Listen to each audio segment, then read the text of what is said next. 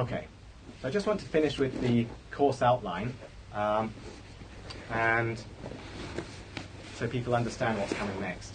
So the course is roughly divided into two halves.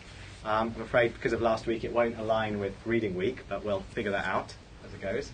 But the first part is roughly covering the basics, covering really fundamental understanding of reinforcement learning.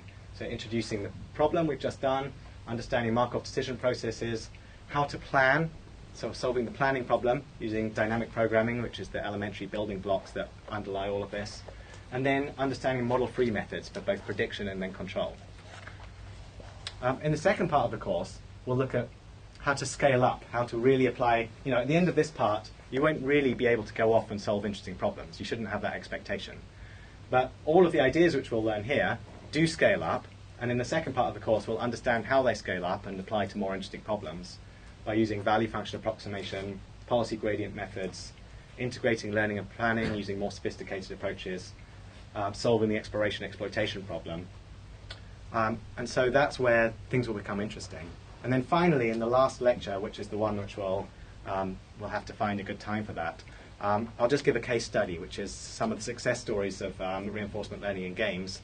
And we'll see that RL has been used to achieve not just world champion performance in backgammon, but actually across all of the different classic games,